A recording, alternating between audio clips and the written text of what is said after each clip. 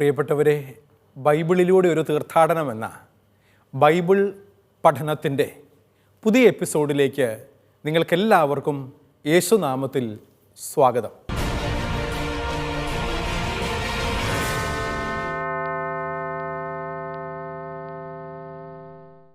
കഴിഞ്ഞ ഏതാനും ചില എപ്പിസോഡുകളായി യോഹന്നാൻ്റെ സുവിശേഷത്തിൻ്റെ 14-ാം അധ്യായമാണ് നമ്മൾ പഠിച്ചുകൊണ്ടിരിക്കുന്നത്. 14-ാം അധ്യായത്തിൻ്റെ 21 വരെയുള്ള വാക്യങ്ങളുടെ പഠനം അവസാനിപ്പിച്ച് 22, 23, 24 വാക്യങ്ങളുടെ പഠനമാണ് ഈ കഴിഞ്ഞ എപ്പിസോഡിൽ നമ്മൾ തുടങ്ങി വെച്ചത്. അതിൻ്റെ തുടർച്ചയാണ് നമ്മൾ ഈ എപ്പിസോഡിൽ പഠിക്കാനായി പോകുന്നത്.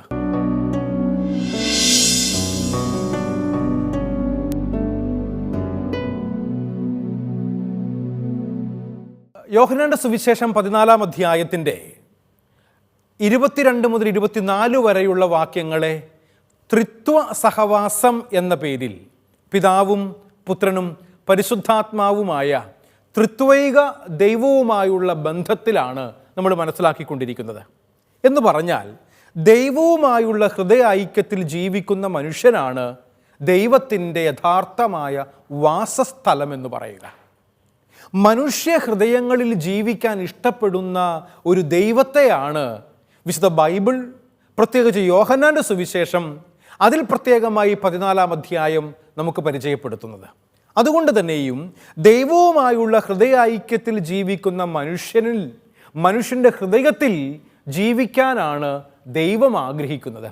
ദൈവത്തിൻ്റെ വാസസ്ഥലം ഏതാണെന്ന് ചോദിച്ചാൽ എൻ്റെ ഹൃദയമാണ് എന്ന് പറയാൻ സാധിക്കും വിധം ഞാനും നിങ്ങളും ദൈവ ഐക്യത്തിൽ ജീവിക്കുന്നവരാകണമെന്നാണ് തിരുസഭാ മാതാവ് വിശുദ്ധ ബൈബിളിലൂടെ നമ്മെ പഠിപ്പിക്കുന്നത്. എന്നാൽ ഈ ദൈവവുമായുള്ള ഹൃദയ ഐക്യത്തിൽ ജീവിക്കുന്ന മനുഷ്യൻ അവൻ്റെ ഉള്ളിൽ വസിക്കുന്ന ദൈവത്തിൻ്റെ സാന്നിധ്യത്തെ സ്വർഗീയ അനുഭവമായി നമുക്ക് മനസ്സിലാക്കാനായി സാധിക്കും. ചിലർക്ക് ചോദിക്കാറുണ്ട്, അച്ഛാ സ്വർഗം എവിടെയാണ്? നിങ്ങൾക്ക് ആ സംശയമുണ്ടോ? കാറ്റഗിസം പഠിക്കുന്ന കുട്ടികളൊക്കെ പലപ്പോഴും ചോദിക്കാറുള്ള ചോദ്യം, അച്ഛാ സ്വർഗം മുകളിലാണോ?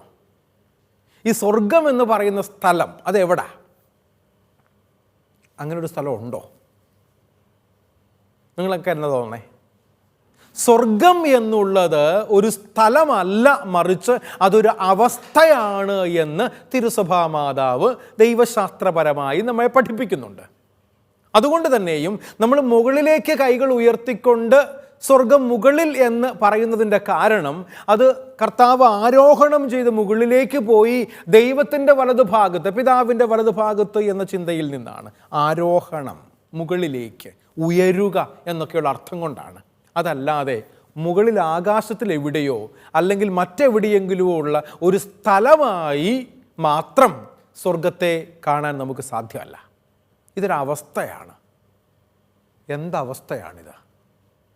എടാ നിൻ്റെ ഒരു അവസ്ഥയെ എന്ന് പറയാറില്ലേ?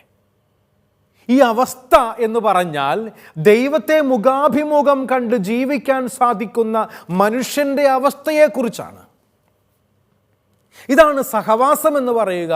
അതിനെയാണ് സ്വർഗീയ അനുഭവം എന്ന് പറയുക. നീ സ്വർഗീയ അനുഭവത്തിൽ ജീവിക്കുന്നു എന്ന് പറഞ്ഞാൽ, അല്ലെങ്കിൽ ഞാൻ സ്വർഗീയ അനുഭവത്തിൽ ജീവിക്കുന്നു എന്ന് പറഞ്ഞാൽ, ഞാൻ ദൈവത്തെ കണ്ടുകൊണ്ട് അവൻ്റെ സാന്നിധ്യത്തിൽ ജീവിക്കുന്നു എന്നാണ് അർത്ഥം. എന്ന് പറഞ്ഞാൽ മനുഷ്യ ഹൃദയം അഥവാ മനുഷ്യ ജീവിതം ദൈവഭവനമായി മാറുമ്പോൾ അവിടെ സ്വർഗം യാഥാർത്ഥ്യമാകുന്നു. അതുകൊണ്ടാണ് ഈശോ പറഞ്ഞേ, എവിടെ 2 or 3 പേർ എൻ്റെ നാമത്തിൽ ഒരുമിച്ച് കൂടുന്നുവോ അവിടെ ഞാനുണ്ട് എന്ന് പറഞ്ഞ് ഒരേ തീരുമാനത്തോടെ, ഒരേ ലക്ഷ്യത്തോടെ, ഒരേ സ്വപ്നങ്ങൾ കണ്ടുകൊണ്ട് 2 or 3 പേർ ഒരുമിച്ച് കൂടിയാൽ, അത് ദമ്പതികളായ ഭാര്യയും ഭർത്താവും 2 പേരാകട്ടെ, നിങ്ങൾക്കുണ്ടാകുന്ന മകനോ മകളോ അത് 3 or 4 or 5 എത്രയോ ആകട്ടെ, നിങ്ങൾ ഒരുമിച്ച് കൂടുന്നിടത്ത് ഞാൻ നിങ്ങളുടെ മധ്യേ ഉണ്ട്, അത് സ്വർഗമാണ് എന്ന് ദൈവത്തിൻ്റെ വചനം നമ്മളെ ഓർമ്മപ്പെടുത്തുകയാണ്. അതുകൊണ്ട് തന്നെയാണ് നമ്മൾ മനസ്സിലാക്കുന്നത് നമ്മുടെ കുടുംബം സ്വർഗമാകണം. കർത്താവിന് നമ്മുടെ കുടുംബത്തിൽ വസിക്കാൻ ഇടം കൊടുക്കുമ്പോഴാണ് നമ്മുടെ കുടുംബജീവിതങ്ങൾ സ്വർഗീയമായ ഇടമായി തീരുന്നത്. ദൈവം കൂടെ വസിക്കുന്ന ഇടമായി ഞാനും നിങ്ങളും നമ്മുടെ കുടുംബങ്ങളെ മാറ്റുമ്പോഴാണ് അത് സ്വർഗീയ അനുഭവമായി മാറുന്നത് എന്ന് മനസ്സിലാക്കാൻ സഹോദരങ്ങളെ നമുക്ക് സാധിക്കട്ടെ. ഇപ്രകാരമുള്ള നമ്മുടെ ജീവിതത്തെ സ്നേഹിക്കാത്തവനോടുകൂടി വചനം വസിക്കുന്നില്ല എന്ന് 14-ാം അധ്യായത്തിൻ്റെ 24-ാമത്തെ വാക്യത്തിൽ നമ്മൾ വായിക്കുന്നുണ്ട്. സ്നേഹിക്കാത്ത മനുഷ്യനിൽ ദൈവത്തിൻ്റെ വചനം വസിക്കുകയില്ല. ദൈവസ്നേഹത്തിന് 2 മാനങ്ങളുണ്ട്. 2 തരത്തിൽ ദൈവത്തിൻ്റെ സ്നേഹത്തെ നമുക്ക് കാണാനായിട്ട് സാധിക്കുമെന്നാണ് പറയുക. ഏതൊക്കെയാണ് ഈ 2 തരത്തിലുള്ള മാനങ്ങൾ? ദൈവസ്നേഹത്തെക്കുറിച്ച് പറയുമ്പോൾ നമ്മൾ എങ്ങനെയാണ് മനസ്സിലാക്കേണ്ടത്? നിങ്ങൾ സ്ക്രീനിലേക്കൊന്ന് നോക്കാവോ? സ്ക്രീനിൽ നിങ്ങൾക്ക് കാണാനായിട്ട് സാധിക്കും ദൈവസ്നേഹത്തിൻ്റെ 2 മാനങ്ങൾ. അതിലൊന്ന് മനുഷ്യാവതാരത്തിലൂടെ പ്രകടമാക്കിയ ലോകത്തോടുള്ള സ്നേഹവും കൂടെയായിരുന്നു കൊണ്ട് പ്രകടമാക്കുന്ന ശിഷ്യരോടുള്ള സ്നേഹവും. ഇപ്രകാരം 2 അർത്ഥതലങ്ങളിലാണ് ദൈവത്തിൻ്റെ സ്നേഹം മനുഷ്യർക്ക് പ്രകടമാകുന്നത്. ഒന്നാമത്തേത്, വചനം മാംസം ധരിച്ച് മനുഷ്യനായി ഈ ലോകത്തിൽ അവതരിച്ചു. ക്രിസ്തുവിൻ്റെ മനുഷ്യാവതാരം. വേണമെങ്കിൽ നമുക്ക് ക്രിസ്റ്റോളജിക്കലായിട്ട് മനസ്സിലാക്കാൻ വേണ്ടിയിട്ട് ക്രിസ്തു യേശുവായി തീർന്നത് ലോകത്തോടുള്ള അവൻ്റെ സ്നേഹം കൊണ്ടാണ്.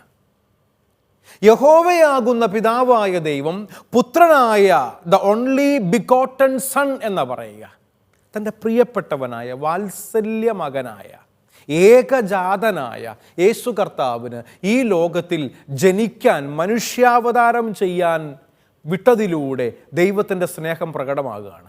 രണ്ടാമത്തേത്, കൂടെയായിരുന്നു കൊണ്ട് തൻ്റെ ശിഷ്യന്മാരോടുള്ള സ്നേഹം അവൻ പ്രകടമാക്കി. അതിന്നും പ്രകടമാക്കിക്കൊണ്ടേയിരിക്കുന്നു അരൂപിയിൽ അവൻ നമ്മോടൊപ്പം വസിച്ചുകൊണ്ട്. ഇപ്രകാരം 2 അർത്ഥതലങ്ങളിലൂടെ ഈ ദൈവത്തിൻ്റെ സ്നേഹത്തെ മനസ്സിലാക്കാൻ നമുക്ക് സാധിക്കും. ഒന്ന് മനുഷ്യാവതാരത്തിൽ, 2 ഇപ്പോൾ എന്നോടൊപ്പം വസിക്കുന്ന ദൈവിക സാന്നിധ്യത്തിൽ. സഹോദരങ്ങളെ, ഈ ദൈവസ്നേഹം അനുഭവിച്ചറിഞ്ഞുകൊണ്ട് ഞാനും നിങ്ങളും ജീവിക്കുമ്പോഴാണ് കൽപ്പനകൾ പാലിക്കുന്നവരിൽ ദൈവത്തിൻ്റെ സ്നേഹം കുടികൊള്ളുമെന്നും അവരിൽ പരിശുദ്ധാത്മാവുണ്ട് എന്നും പറയുന്നതിൻ്റെ അർത്ഥം നമുക്ക് ഗ്രഹിക്കാൻ സാധിക്കുക. കൽപ്പന പാലിക്കുക എന്നതുകൊണ്ട് വചനം പാലിക്കുക എന്നു തന്നെയാണ് അർത്ഥമാക്കുന്നത്. ദൈവവചനത്തിൽ നൽകപ്പെട്ട കാര്യങ്ങൾ അനുസരിച്ച് ജീവിക്കുക, അതിനെ സ്വീകരിച്ച് ജീവിക്കുക, വചനം പറയുന്നത് ചെയ്യുക. കൽപ്പന നൈയാമിക മാനത്തെ എന്ന് പറയുന്ന അനുസരണത്തെ സൂചിപ്പിക്കുമ്പോൾ വചനം ആന്തരിക നിർബന്ധത്തെയാണ് അർത്ഥമാക്കുന്നത് എന്ന് നമുക്ക് മനസ്സിലാക്കാൻ പറ്റും. എന്ന് പറഞ്ഞാൽ കൽപ്പനകൾ എന്തിനു വേണ്ടി നൽകപ്പെടുന്നതാണ്? അനുസരിക്കാൻ നൽകപ്പെടുന്നതാണ്. ചിലരെ നമ്മൾ കുരുത്തം കെട്ടവൻ എന്ന് വിളിക്കാറുണ്ട്, അനുസരിക്കാത്തവൻ എന്ന് പറയുന്നു. ചിലർ അനുസരിക്കാൻ തയ്യാറാകുന്നില്ല. കൽപ്പനകൾ നൽകപ്പെടുന്നത് അനുസരിക്കാൻ വേണ്ടിയിട്ടാണ്. എന്നാൽ പലപ്പോഴും നൽകപ്പെടുന്ന കൽപ്പനകൾ അനുസരിക്കുന്നവരെ ആരും അടിമകളായി കാണേണ്ടതില്ല. മറിച്ച് ഇതൊരു സ്വാതന്ത്ര്യമാണ്. സമൂഹത്തിൽ സാമൂഹികമായ ഒരു ക്രമമുണ്ട്. എല്ലാ അത് സഭയിലാകട്ടെ, സമൂഹത്തിലാകട്ടെ, കുടുംബങ്ങളിലാകട്ടെ, ജീവിതക്രമം അനുസരിച്ചാണ് നമ്മളെല്ലാവരും മുമ്പോട്ട് പോകേണ്ടത്. എന്നാൽ ക്രമവിരുദ്ധമായി ജീവിക്കാൻ തുടങ്ങുമ്പോഴാണ് കൽപ്പനകൾ അനുസരിക്കാത്തവരായിത്തീരുന്നത്. അങ്ങനെയുള്ള മനുഷ്യരെ വിഭാഗീയതകൾ ഉണ്ടാക്കിക്കൊണ്ടിരിക്കും. അങ്ങനെയുള്ള മനുഷ്യർക്ക് ആ ഗാത്രത്തോട്, തായ്തണ്ടിനോട് ചേർന്ന് നിൽക്കാൻ താല്പര്യമില്ല. കാരണം എന്താ? അനുസരിക്കാൻ തയ്യാറല്ല. കുനിഞ്ഞു കൊടുക്കാൻ, വിട്ടുകൊടുക്കാൻ തയ്യാറല്ലാത്ത മനുഷ്യരെയാണ് നമ്മൾ അനുസരണയില്ലാത്തവൻ എന്ന് വിളിക്കുന്നത്. ഇത് നൈയാമികമായ മാനത്തെ കാണിക്കുന്ന കാര്യമാണ്. എന്നാൽ വചനം നമ്മൾ മനസ്സിലാക്കേണ്ട ആന്തരിക നിർബന്ധത്തെയാണ് സൂചിപ്പിക്കുന്നത്. വചനവും കൽപ്പനയും തമ്മിലുള്ള ബന്ധത്തെയും വ്യത്യാസത്തെയുമാണ് നമ്മൾ മനസ്സിലാക്കാൻ ശ്രമിക്കുന്നത്. കൽപ്പനകൾ അനുസരിക്കാനുള്ളവയാണ്. വചനം ജീവിക്കാനുള്ള ആന്തരികമായ ഒരു നിർബന്ധമാണ്. അതുകൊണ്ടല്ലേ ഷിലബക്സ് എന്നു പേരുള്ള existential philosopher I cannot but otherwise എന്ന ഒരു തിയറി തന്നെയും തത്വശാസ്ത്രത്തിൽ പ്രായോഗികമാക്കിയത്. Existential inability to do otherwise. എനിക്ക് മറ്റൊരു തരത്തിലാകാൻ സാധിക്കാത്ത വിധം ഞാൻ ഇങ്ങനെയാണ്, അല്ലേ? നമ്മുടെ ചില കാര്യങ്ങൾ നമുക്ക് മാറ്റാൻ പറ്റിയല്ല. എനിക്കിങ്ങനെയേ ജീവിക്കാൻ പറ്റൂ. ഇത്രയും കാലം കൊണ്ട് നിങ്ങൾ എന്നെ കേൾക്കാൻ തുടങ്ങിയിട്ട് എത്ര വർഷങ്ങളായി? ഈ TV സ്ക്രീനിലൂടെ നിങ്ങൾ എന്നെ പല പ്രാവശ്യം കണ്ടിട്ടുണ്ട് വർഷങ്ങളായിട്ട്. അതുകൊണ്ട് തന്നെ എന്നെ സ്ഥിരമായി കാണുന്നവർക്ക് അറിയാം എനിക്കൊരു സംസാര ശൈലിയുണ്ട്, അല്ലേ? നമുക്ക് ഓരോരുത്തർക്കും ഉണ്ട്. നമുക്ക് ഓരോരുത്തർക്കും നമ്മുടേതായ സംസാര ശൈലികളുണ്ട്. കുറേ നാള് നമ്മൾ ഒരേ ശൈലി തന്നെയും ജീവിച്ചു വരുമ്പോൾ നമുക്ക് ആ സംസാര ശൈലിയായിത്തീരും. ചിലരൊക്കെ എന്നോട് ചോദിക്കാറുണ്ട്, അച്ഛൻ എവിടുന്നാ? ഞാൻ മലബാറുകാരനാണ്. ഒറിജിനലി പാലായിൽ നിന്ന് ആദ്യകാല കുടിയേറ്റ കാലത്ത് മലബാറിലേക്ക്, കോട്ടയം പാലാ പ്രദേശങ്ങളിൽ നിന്നൊക്കെ കുടിയേറിപ്പോയ അച്ചായന്മാരും അച്ചായത്തികളും ഒക്കെ മലബാറിൻ്റെ പല പ്രദേശങ്ങളിലും ഒത്തിരിയേറെ മനുഷ്യർ വലിയ വിശ്വാസം കാത്തു സൂക്ഷിച്ചുകൊണ്ട് ജീവിക്കുന്ന മനുഷ്യരുണ്ട്. അപ്രകാരം മലബാറിൽ ജീവിക്കുന്ന, ഇപ്പോൾ മലബാറിൽ 2 തലമുറകളായി ഞങ്ങൾ മലബാറുകാരാണ്. പക്ഷെ എന്നോട് ഒരു അച്ഛൻ്റെ സംസാരത്തിൽ വലിയ മലബാറിൻ്റെ ശൈലിയില്ല കേട്ടോ. ഞാൻ പറയും, കഴിഞ്ഞ 10-30ഓളം വർഷങ്ങളായിട്ട് സെമിനാരിയിൽ ചേർന്ന കാലം മുതൽ ഞാൻ മധ്യ കേരളത്തിലാണ് കൂടുതലും ജീവിച്ചിട്ടുള്ളത്. എന്ന് മാത്രമല്ല, മധ്യ കേരളത്തിൽ നിന്നുള്ള ബാച്ച്മേറ്റ്സ്, എൻ്റെ കൂടെ പഠിച്ച ഒരു ധാരാളം പേര്, എൻ്റെ ബാച്ചിൽ ഞാൻ മാത്രമേ മലബാറിൽ നിന്നുള്ളൂ. ബാക്കിയുള്ളവരൊക്കെ മധ്യ കേരളത്തിൽ നിന്നുള്ളവരാണ് കൂടുതൽ പേരും. എന്ന് പറഞ്ഞാൽ പാലക്കാടിനും അതുപോലെ ഒരുപക്ഷെ കോട്ടയത്തിനും ഇടയിലുള്ള ഭാഗങ്ങളിൽ നിന്നുള്ള ബാച്ച്മേറ്റ്സോടു കൂടിയാണ് ഞാൻ കൂടുതൽ കാലം ജീവിച്ചേക്കുന്നത്. അച്ഛനായതിനു ശേഷവും കഴിഞ്ഞ 10-20 വർഷങ്ങളിലധികമായി ഞാൻ ഈ മധ്യ കേരളത്തിൽ കൂടുതൽ ശുശ്രൂഷകൾ ചെയ്തതുകൊണ്ടും ഇവിടെയുള്ള മനുഷ്യരുമായി താതാത്മ്യപ്പെട്ട് ആ രീതിയിലുള്ള സംസാര ശൈലി ഒരുപക്ഷെ ഉണ്ടായിട്ടുണ്ട് എന്ന കാരണത്താൽ ചിലർക്കെങ്കിലുമൊക്കെ മനസ്സിലാക്കാൻ പ്രയാസം വരും. അങ്ങനെ പറയുമ്പോൾ സഹവാസം നമ്മളെ ഒരു തരത്തിൽ അങ്ങ് ആക്കി തീർക്കുന്നുണ്ട്.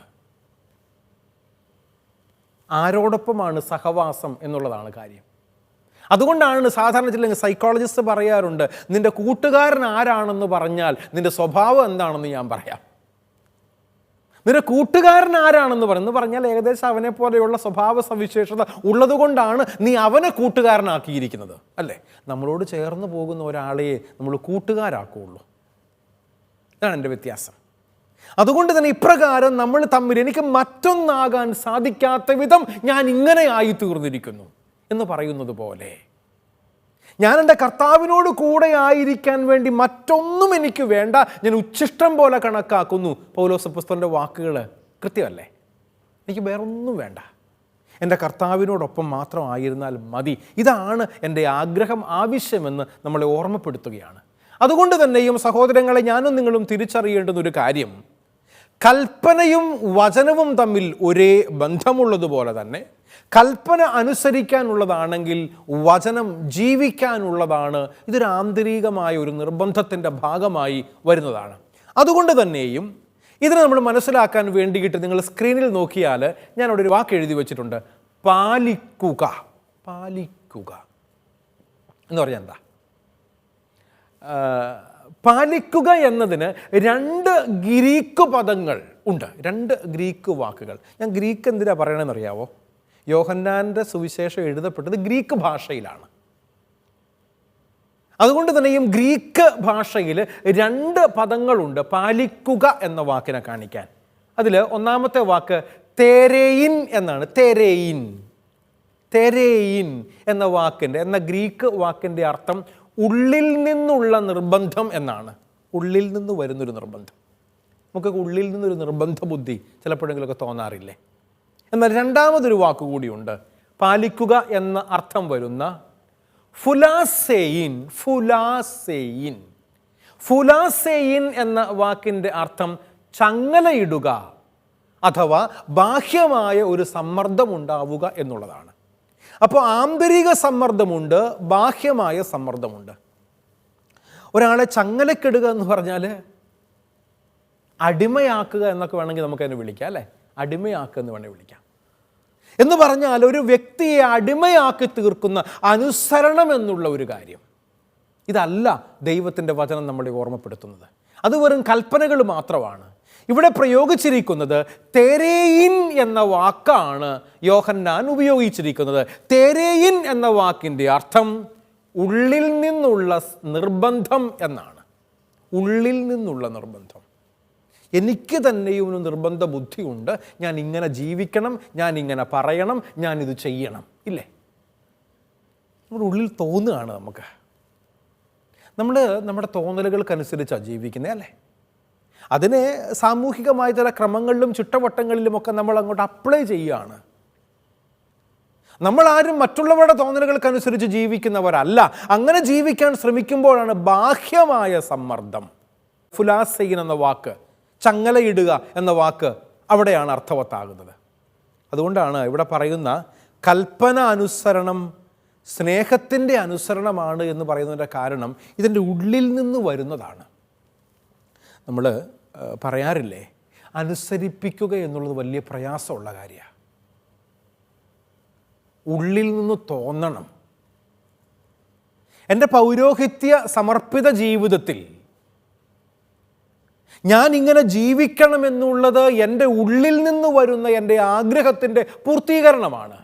എന്നാൽ ആർക്കെങ്കിലുമൊക്കെ വൈദികനായതിനു ശേഷം, അച്ഛനായതിനു ശേഷം, സമർപ്പിത സമൂഹത്തിലേക്ക് വന്നതിന് ശേഷം ഞാൻ അടിമത്തത്തിലാണ്, ബാഹ്യസമ്മർദ്ദം കൊണ്ടാണ് എന്ന് പറയുന്നുവെങ്കിൽ അവൻ ഡ്യൂപ്ലിസിറ്റി ഉള്ളവനാണ്. കാരണം എന്താ? സത്യവാങ്മൂലം എഴുതി കൊടുത്തിട്ട് ഞാനിങ്ങനെ ജീവിച്ചോളാം എന്ന് ദീർഘകാലം ഫോർമേഷൻ പരിശീലനമൊക്കെ നേടി പ്രായപൂർത്തിയായ 26 വയസ്സെങ്കിലും വേണമെന്നാണ് പറയുക പൗരോഹിത്യ പട്ടം സ്വീകരിക്കാൻ അക്കോർഡിംഗ് ടു കാനൻ ലോ. 26 വയസ്സുള്ള ഒരു യുവാവിനെ സംബന്ധിച്ചിടത്തോളം കൃത്യമായി ജീവിതത്തിൽ തീരുമാനങ്ങൾ എടുക്കാൻ, സ്വന്തം കാലിൽ നിൽക്കാൻ, ബാഹ്യ സമ്മർദ്ദങ്ങൾക്ക് അടിമപ്പെടാതിരിക്കാൻ നമുക്കൊക്കെ സാധിക്കുകയല്ലേ? 26 വയസ്സുകൊണ്ട് നമുക്കെല്ലാവർക്കും സ്വന്തമായി തീരുമാനങ്ങൾ എടുക്കാൻ പറ്റിയല്ലേ? അപ്രകാരം ആരുടെയെങ്കിലും നിർബന്ധത്തിന് വഴങ്ങാതെ സ്വന്തമായി തീരുമാനിച്ച് എനിക്കിങ്ങനെ ആയിത്തീരണമെന്നുള്ള ആഗ്രഹത്തോടുകൂടെ മുൻപോട്ട് പോവുക എന്നുള്ളതാണ് ഞാനും നിങ്ങളും തിരിച്ചറിയേണ്ടത്. ഇതിനെയാണ് തെരേയിൻ, ആന്തരികമായ നിർബന്ധം എന്ന് പറയുക. അപ്രകാരം ജീവിക്കാൻ വേണ്ടിയിട്ടാണ് സഹോദരങ്ങളെ ഞാനും നിങ്ങളും പരിശ്രമിക്കേണ്ടത്. അതല്ലാതെ ആരുടെയെങ്കിലും നിർബന്ധങ്ങൾക്ക് വഴങ്ങി എത്ര കാലം നമുക്ക് ജീവിക്കാൻ പറ്റും? ആരുടെയെങ്കിലുമൊക്കെ അടിമകളായി നമുക്ക് എത്ര കാലം ഇങ്ങനെ മുമ്പോട്ട് പോകാൻ പറ്റും? ഉള്ളിൽ നിന്ന് ഒരു തോന്നലുണ്ടാകണം. നിയമങ്ങൾ അനുസരിച്ച്, കൽപ്പനകൾ പാലിച്ച്, ദൈവത്തിൻ്റെ വചനാനുസരണം ജീവിക്കാൻ വേണ്ടിയിട്ടുള്ള ആഗ്രഹത്തിൻ്റെ പൂർത്തീകരണമാകണം എൻ്റെ ഈ ജീവിതം. അപ്രകാരം ജീവിക്കുമ്പോൾ മാത്രമേ എനിക്ക് ആന്തരികമായ സ്വാതന്ത്ര്യം ഉണ്ടാവുള്ളൂ. അതല്ലെങ്കിൽ എപ്പോഴും ഉണ്ടല്ലോ, നമ്മളിങ്ങനെ അടിമത്വത്തിലാണ് എന്ന ഒരു ചിന്ത മനസ്സിലേക്ക് കടന്നു വരും. പൗരോഹിത്യം ഉപേക്ഷിച്ച് പോയ ചിലരെങ്കിലും, സന്യാസം ഉപേക്ഷിച്ച് പോയവർ, അത് സ്ത്രീയോ പുരുഷനോ ആകട്ടെ, ചിലരെങ്കിലുമൊക്കെ മാധ്യമങ്ങളിലൂടെയും മറ്റും എഴുതുന്നതും പറയുന്നതും ഒക്കെ കേട്ടിട്ടുണ്ട്, കണ്ടിട്ടുണ്ട്. എന്താണ്? സ്വാതന്ത്ര്യമില്ലാത്തത് കൊണ്ടാണ് ഞാൻ വൈദിക പട്ടം ഉപേക്ഷിച്ചത്, അല്ലെ സന്യാസ ജീവിതം അവസാനിപ്പിച്ചത് എന്നൊക്കെ ചിലർ പറയാറുണ്ട്. ഞാൻ പറയും, അങ്ങനെയുള്ള ഒരു ഡ്യൂപ്ലിസിറ്റിയുടെ ഭാഗമായിട്ടാ ഇത്രയും കാലം ജീവിച്ചത്. ബാഹ്യസമ്മർദ്ദങ്ങൾക്ക് അടിമപ്പെടാതെ, മറ്റാരുടെയെങ്കിലും നിർബന്ധങ്ങൾക്ക് വഴങ്ങാതെ സ്വന്തമായി ഞാൻ തീരുമാനിക്കുന്നു എന്ന് എഴുതുകയും പറയുകയും ചെയ്തിട്ട് ഞാനിപ്പോൾ അടിമത്വത്തിലാണ് എന്ന് പറയുന്നുവെങ്കിൽ അത് ബാഹ്യസമ്മർദ്ദത്തിൻ്റെ ഭാഗമായിട്ടാണ് നീ ഇത്രയും കാലം നിന്റെ സന്യാസം ജീവിച്ചത്, നിന്റെ പൗരോഹിത്യം ജീവിച്ചത്. ഇതൊരു ആന്തരികമായ നിർബന്ധത്തിൻ്റെ ഭാഗമായിരുന്നില്ല എന്ന് പറഞ്ഞാൽ നിനക്ക് താല്പര്യമില്ലായിരുന്നു. ഇപ്പം നീ ഒരു കാരണം കണ്ടുപിടിക്കുകയാണ്, എന്നെ അടിമപ്പെടുത്തിയത് കൊണ്ടാണ്, മറ്റുള്ളവരുടെ സമ്മർദ്ദം കൊണ്ടാണ് എനിക്ക് സാധിക്കാതെ വരുന്നത് എന്ന്. ലെയിം എക്സ്ക്യൂസ് എന്ന് ഇംഗ്ലീഷിൽ പറയാറുണ്ട്. നമ്മൾ പലതരത്തിലുള്ള ഒഴികഴിവുകൾ കണ്ടുപിടിക്കുക, ഞാൻ ചെയ്യുന്ന പ്രവൃത്തിയെ സമർത്ഥിക്കാൻ വേണ്ടിയിട്ട് ന്യായീകരണങ്ങൾ കണ്ടുപിടിക്കുക. ഇങ്ങനെ ന്യായീകരണങ്ങൾ കണ്ടുപിടിച്ച് മനുഷ്യൻ്റെ മുമ്പിൽ ആളാകാൻ നിന്നെ കൊണ്ട് പറ്റിയേക്കും. പറ്റുമോ നിനക്ക്? ദൈവത്തിൻ്റെ മുമ്പിൽ തണ്ടല് നിവർത്തി നിന്ന് തല ഉയർത്തി നിന്ന് ദൈവത്തിൻ്റെ സന്നിധിയിൽ പറയാൻ നിന്നെ കൊണ്ട് പറ്റുമോ? ഉപേക്ഷിച്ച് കളഞ്ഞത് ദൈവവുമായുള്ള സഹവാസമായിരുന്നില്ലേ? വേണ്ടെന്ന് വെച്ചത് വലിച്ചെറിഞ്ഞ് കളഞ്ഞത് ക്രിസ്തുവുമായുള്ള സഹവാസമായിരുന്നില്ലേ? എന്നിട്ട് കാരണങ്ങൾ കണ്ടുപിടിക്കുക, മറ്റുള്ളവരെ ബോധ്യപ്പെടുത്താൻ ശ്രമിച്ചുകൊണ്ടിരിക്കുക, ദുർമാതൃകൾ കൊടുത്തുകൊണ്ടിരിക്കുക, കൽപ്പനകളാണ്, കൂച്ചുവിലങ്ങുകളാണ് എന്നൊക്കെ പറഞ്ഞുകൊണ്ടിരിക്കുകയാണ്.